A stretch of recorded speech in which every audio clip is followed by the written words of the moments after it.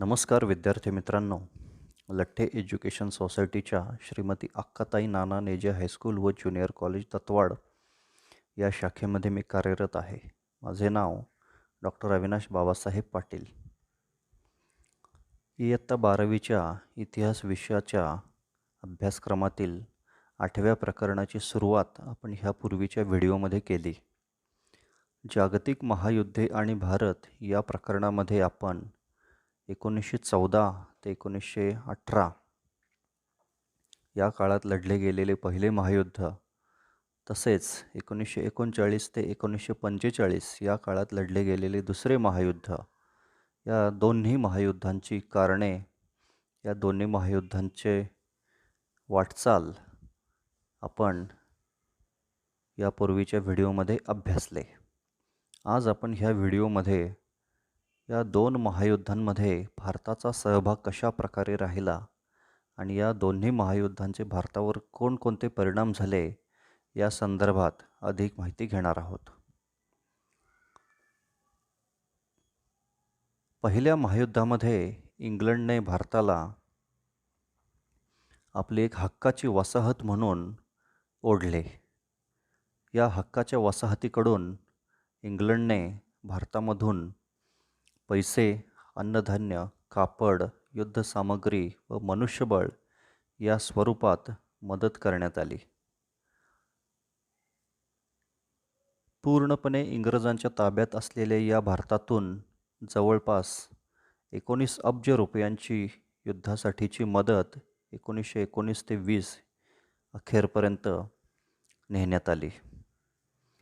पहिल्या महायुद्धामध्ये शौर्य गाजवणाऱ्या 17 भारतीय सैनिकांना इंग्लंड सरकारने व्हिक्टोरिया क्रॉस हे पदक देऊन गौरव केला. या युद्धामध्ये भारताने इंग्लंडला प्रचंड मोठी मदत केली.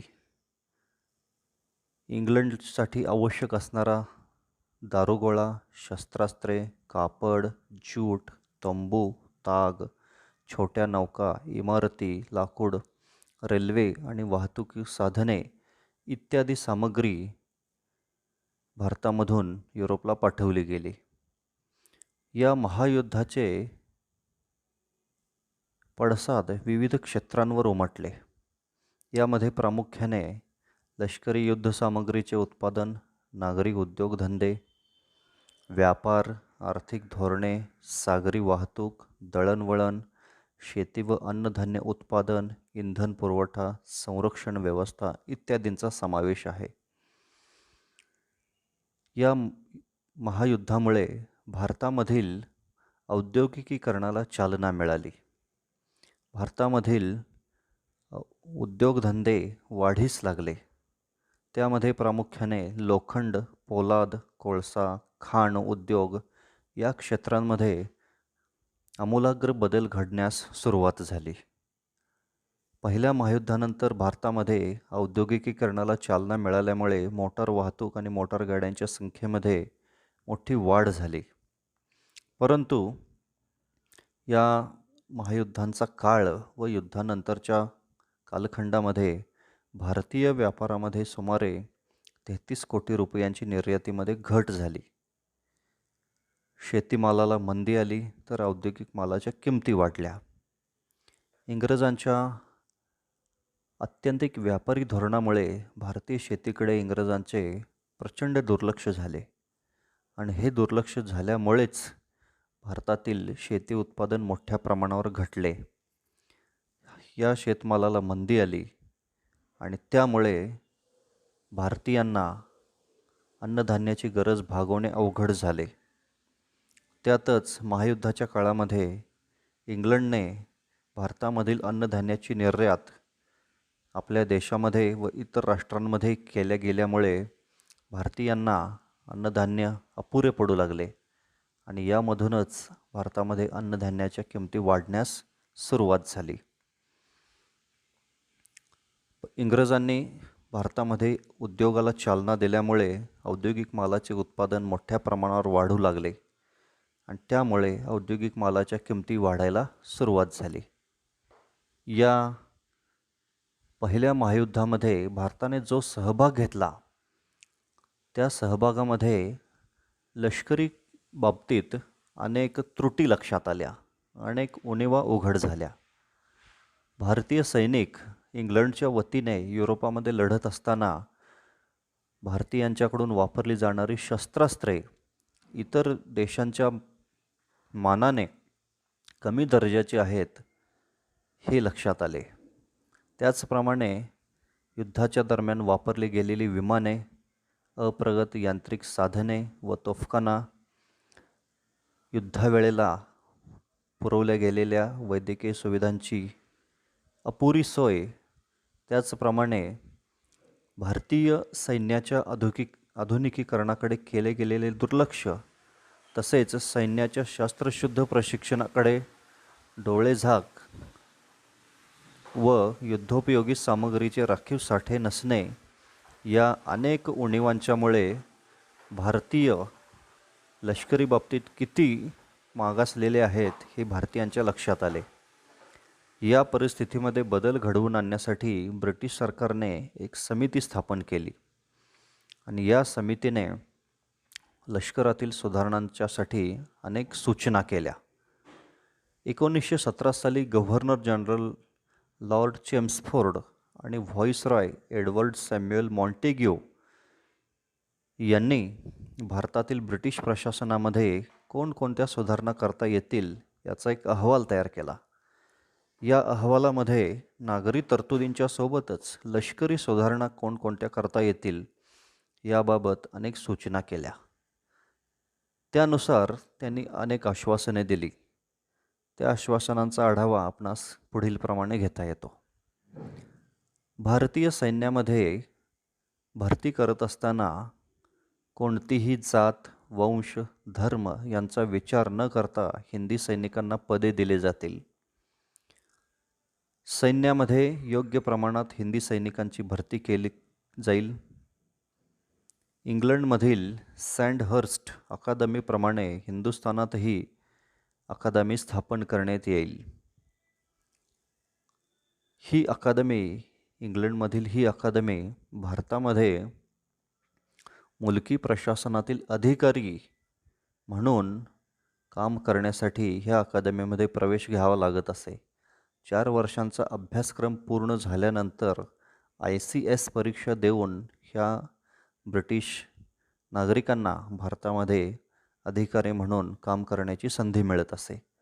त्याच धर्तीवर अशी अकादमी हिंदुस्थानात स्थापन करण्यात येईल अशा प्रकारचे आश्वासन यामध्ये देण्यात आले.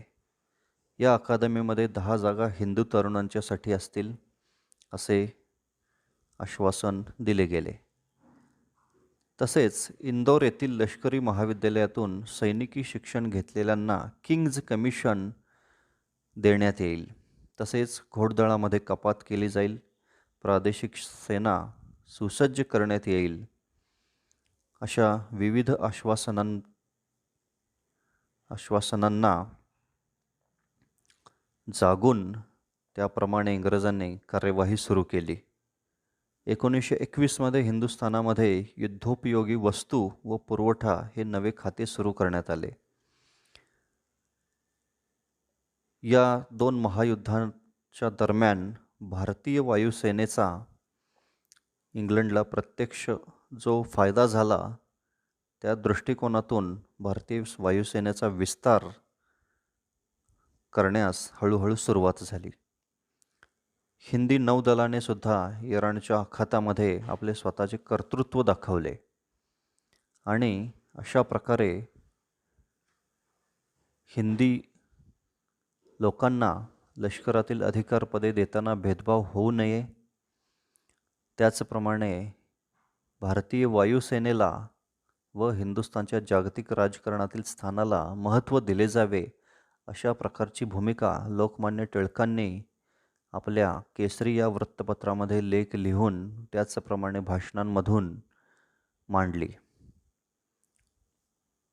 या पहिल्या महायुद्धाच्या काळात इंग्रज सरकारला युद्ध कार्यामध्ये मदत करण्यासंदर्भात टिळकांनी, गांधीजींनी व इतर नेत्यांनी सकारात्मक भूमिका दाखवली. पहिल्या महायुद्धामध्ये भारत जर सहभागी झाला तर त्याचा फायदा आपल्याला भविष्यामध्ये स्वातंत्र्य मिळवण्यासाठी निश्चितपणे होईल यावर त्यांचा विश्वास होता.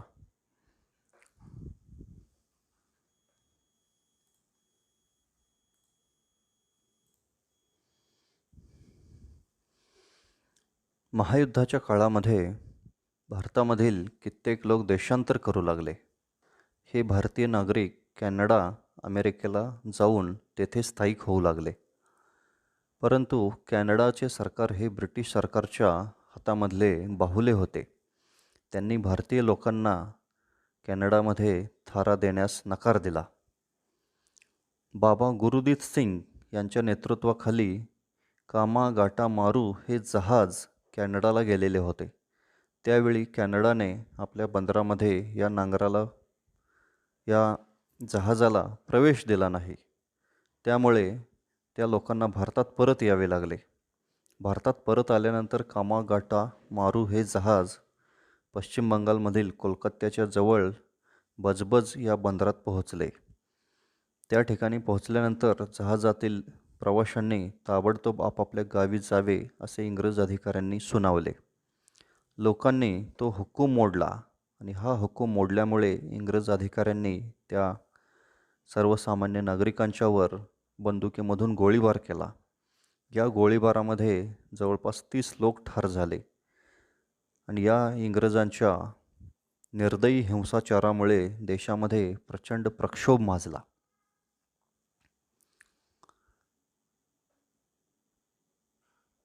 जर्मनी देशाचा राष्ट्रवाद हा भारतीयांच्यावर प्रभाव टाकत होता. परंतु जर्मन राष्ट्रवाद आणि भारतीय राष्ट्रवाद ह्याच्यामध्ये मूळ फरक होता. जर्मनी हा एक अत्यंत आक्रमक देश होता, जो इतरांचे प्रदेश बळकावून आपले राष्ट्र बलिष्ठ व मोठे करण्यासाठी इतर देशांवर तो हल्ले करत होता.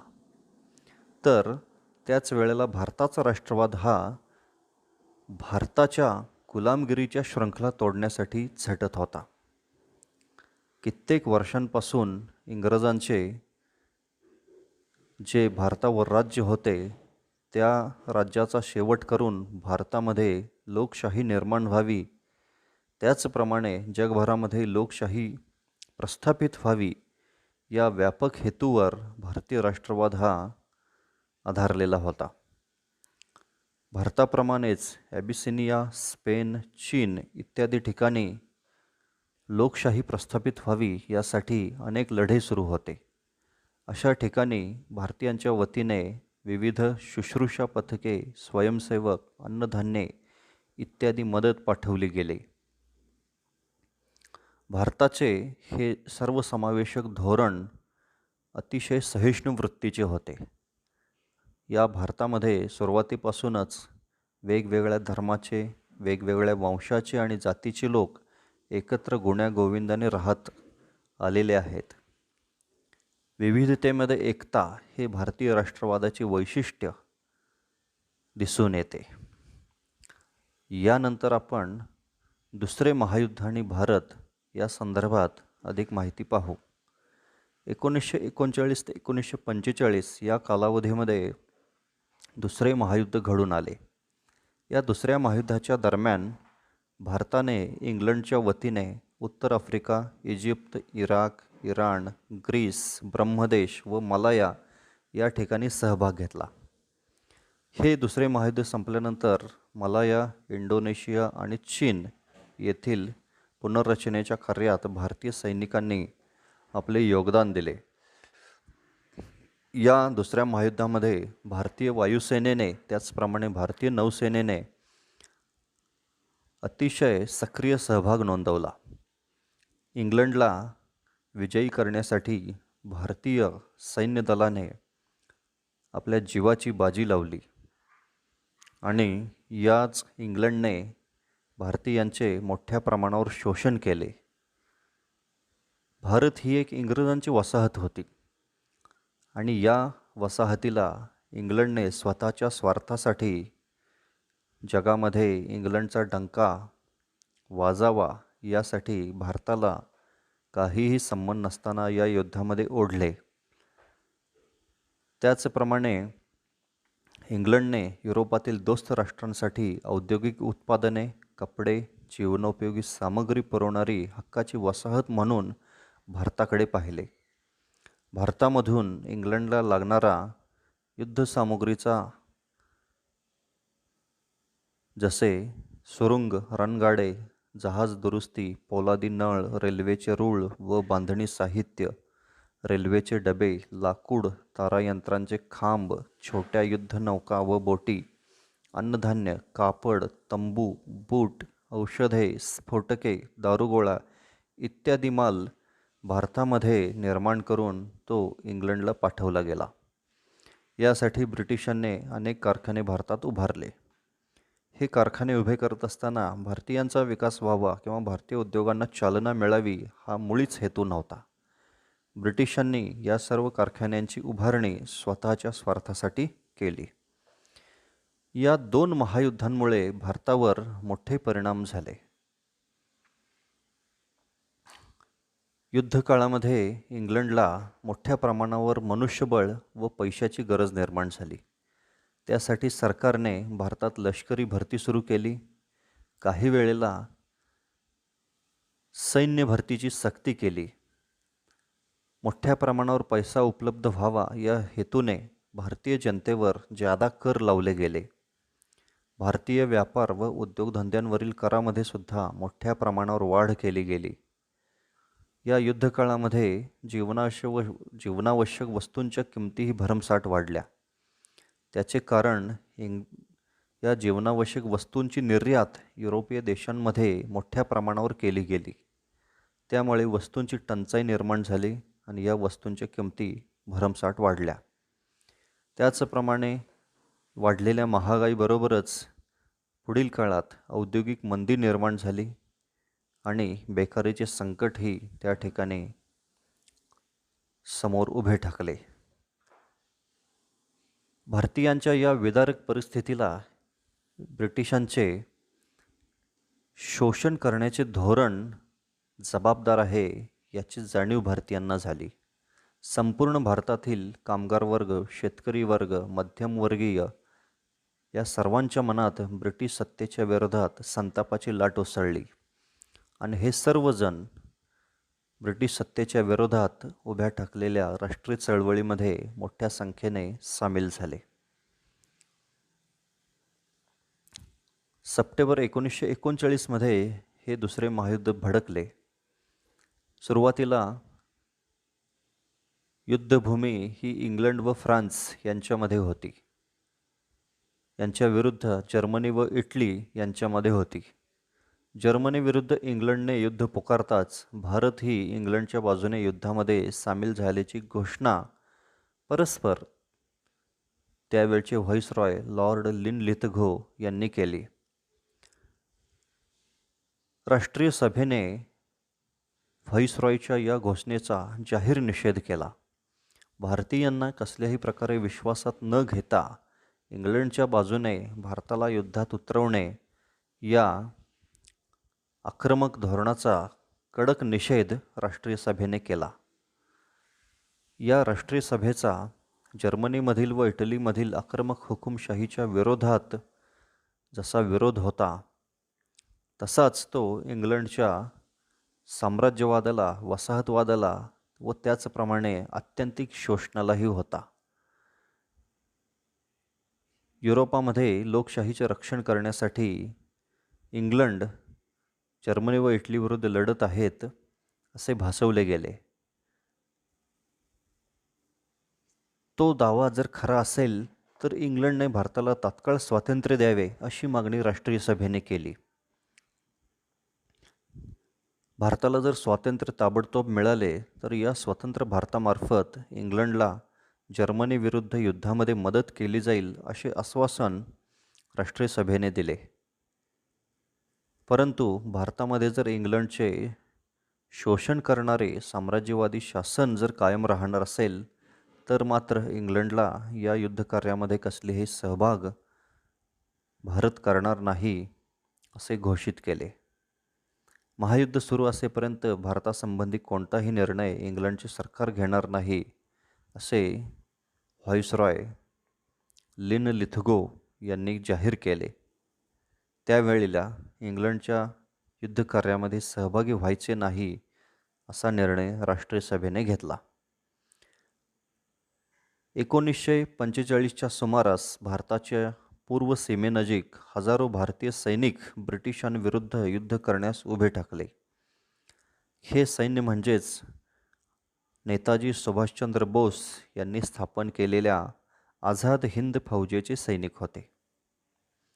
या आझाद हिंद फौजेच्या सैन्याद्वारे भारतीयांना ब्रिटिशांपासून पूर्ण स्वातंत्र्य प्राप्त व्हावे, त्याचप्रमाणे गरज भासल्यास इंग्लंडच्या शत्रूची मदत भारताने घेऊन इंग्रजांना या देशातून हाकलून लावण्याची योजना आझाद हिंद सेना व नेताजी सुभाषचंद्र बोस यांनी आखली होती. आझाद हिंद सेनेने इंग्रज सरकारशी मोठा लढा दिला, परंतु नेताजी सुभाषचंद्र बोस यांचे विमान अपघातामध्ये अकाली निधन झाल्यामुळे आझाद हिंद सेनेचे स्वातंत्र्यप्राप्तीचे ध्येय अपुरे राहिले. 1945 साली दुसऱ्या महायुद्धाचा शेवट झाला. हे दुसरे महायुद्ध थांबल्यानंतर इंग्लंडला त्यात विजय जरी मिळाला असला तरी या महायुद्धामुळे इंग्लंडची प्रचंड आर्थिक हानी झाली, प्रचंड जीवितहानी झाली. त्यामुळे इंग्लंडची शक्ती कमी झाली. त्याच वेळी भारतीय जनता आणि भारतीय सैनिक यांच्यावरील ब्रिटिश सत्तेचा दरारा कमी झाल्याची जाणीव ब्रिटिश राज्यकर्त्यांना झाली. त्यामुळे आता आपल्याला भारत सोडण्याशिवाय पर्याय राहणार नाही याची जाणीव इंग्रजांना झाली. या दोन महायुद्धांमुळे जगामध्ये शांततेचे महत्त्व अधोरेखित झाले. अशा प्रकारचे महासंहारक युद्ध पुन्हा होऊ नये, संपूर्ण जगभर शांतता टिकून राहावी, कोणत्याही प्रकारची जीवितहानी, वित्तहानी होऊ नये यासाठी आंतरराष्ट्रीय पातळीवर एक यंत्रणा निर्माण केली पाहिजे. या जाणिवेमधून पुन्हा एकदा संयुक्त राष्ट्रे या आंतरराष्ट्रीय संघटनेची स्थापना करण्यात आली. पहिल्या महायुद्धानंतर अशी जागतिक शांतता टिकावी यासाठी राष्ट्रसंघ स्थापन करण्यात आला होता, परंतु त्याला अपयश प्राप्त झाले होते. परंतु या दुसऱ्या महायुद्धानंतर संयुक्त राष्ट्र या आंतरराष्ट्रीय संघटनेची स्थापना केली गेली आणि या संघटनेच्या कार्यामध्ये भारताने आपले भरीव योगदान दिलेले आहे. अशा प्रकारे आपणास या प्रकरणामधील पहिले महायुद्ध, दुसरे महायुद्ध या दोन महायुद्धांच्या दरम्यान भारताचा सहभाग व महायुद्धांचे भारतावर झालेले परिणाम या विविध मुद्द्यांची चर्चा करता येते. 1945 साली आंतरराष्ट्रीय पातळीवर स्थापन झालेल्या संयुक्त राष्ट्रे या संघटनेचे बोधचिन्ह अशा प्रकारचे दिसते. त्यामध्ये जगामधल्या सर्व खंडांचा समावेश आहे. इंग्रजीमध्ये त्याला युनायटेड नेशन्स अशा प्रकारचे नाव दिले गेले आहे. धन्यवाद.